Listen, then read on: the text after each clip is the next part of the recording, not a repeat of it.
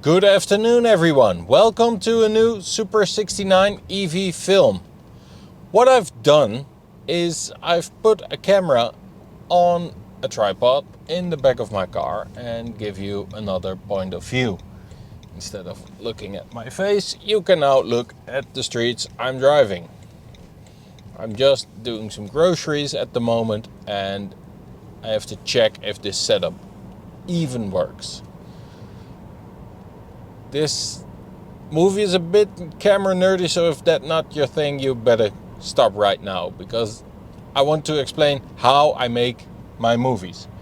I use a Sony ZV-1 camera, and I use some accessories. I have a tripod with it, a small one. It comes from Sony. You can even control the camera with it. I don't use it very often. I use it a lot, but I don't use the controls on it very often because, it's a bit cumbersome. Besides that, I have a Rode wireless video mic. One of the best pieces of equipment I've ever had. Works flawlessly. And last but not least, I of course have a large Velbond tripod and a suction mount tripod from Delkin.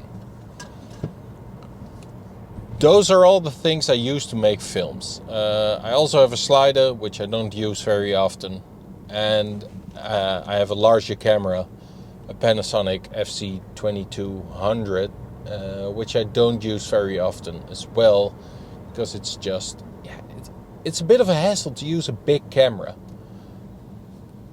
And this small camera, I bought a battery cable for it. So it's like there's this battery that has a cable on it, and that goes straight into the 12 volt.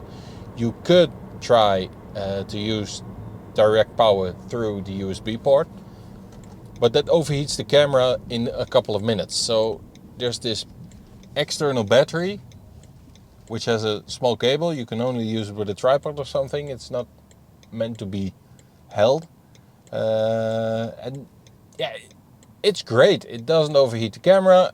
It works flawlessly. It only costs a couple of bucks, and of course I also needed some filters and some other stuff,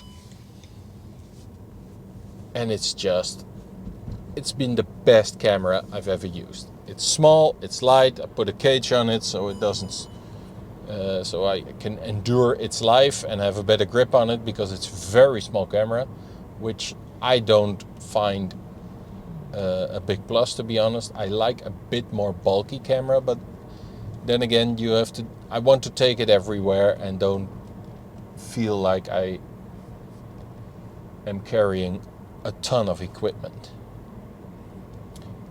So that's in short what I use to make these films. Normally I just hold it on the tripod and talk to the camera.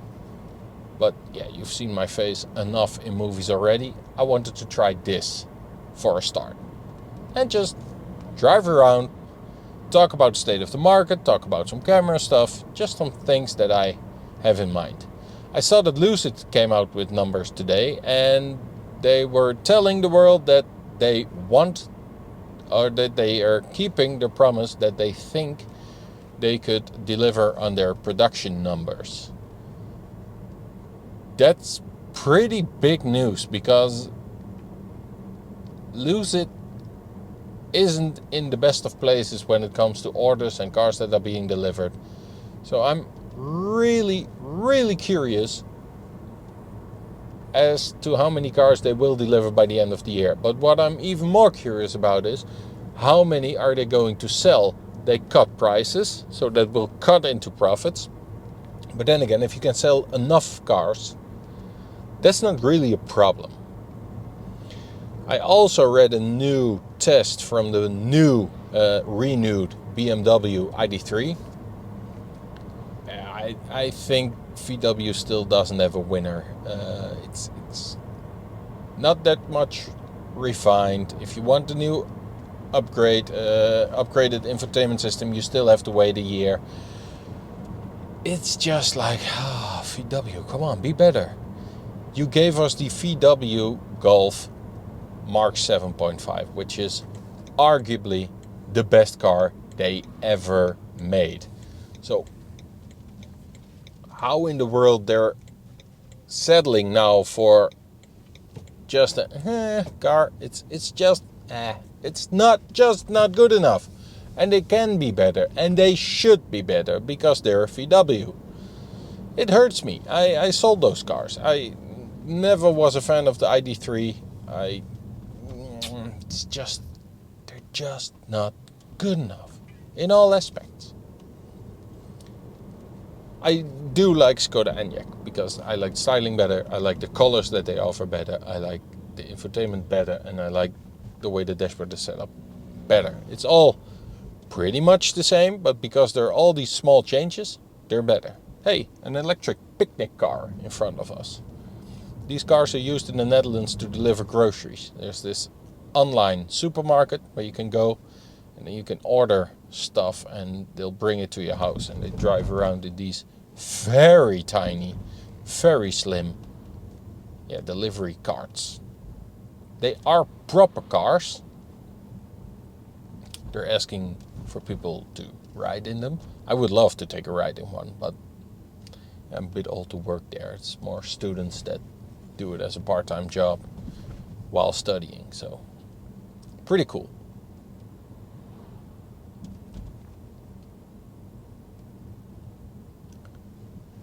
What else is new? I saw that there are coming out even more charging stations in Germany and the Netherlands, which is always a good thing. When I'm driving home from my work in Gorkum, there was this week there was road maintenance on my normal road. There's this route past Arnhem, which I always drive, and it's a nice road. It's quiet. There are not much traffic jams when I take that road, so that's why I tend to take it. But now it was closed, so I had to drive over Utrecht. And normally, when it's not holiday time, it's very, very busy, and you can easily lose an hour around Utrecht. So I tend to avoid it, but I had no choice. I had to drive past Utrecht. And when I do that, I always look at the parking spots, with like the gas stations and stuff, if there are any places to charge your car for the instance, for the moment that I inevitably have to charge again when I'm coming from somewhere or something. But almost every stop I find on my route home has a charging stop. Almost every charging stop. That's already pretty good coverage. So I don't know how much more charging stations we in the Netherlands can have, but there can't be that many, can they? And the other thing is, in Germany, they're like popping out of the ground in really short order, and that's always a good thing. But we're really getting there. Traveling by electric car isn't a problem anymore. Of course, there could be a bit more, and in Germany there are a lot of roads that are not that much in use. So typically you don't find any gas stations right to the Autobahn. But still, it's pretty good. Here's also a DC fast charger at the VW dealer in Gronau, which I thought was mildly interesting. I drove past it when I came back from the Nürburgring last year.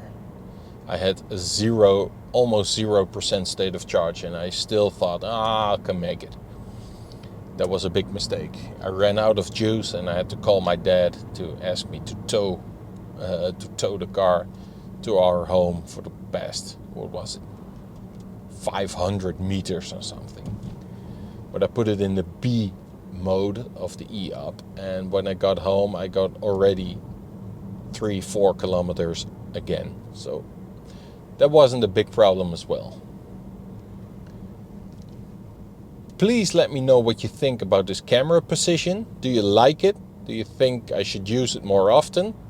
Reason I'm trying this is because I want to do a high speed run and inform you about how quickly the car overheats. But if I want to do that, it's easier to have the camera mounted in the rear, because I don't want to hold it when I'm doing high speeds for longer periods.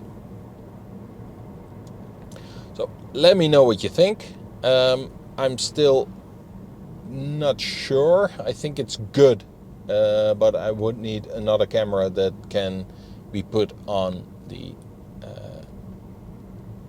digital tachometer, because there's also the power meter in it and you can see it.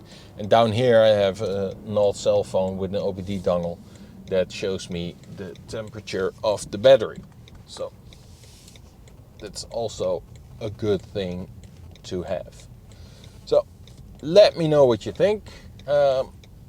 This is all for now. Thank you very much for watching, as always, and I hope to see you soon in a new Super 69 EV film. Bye bye.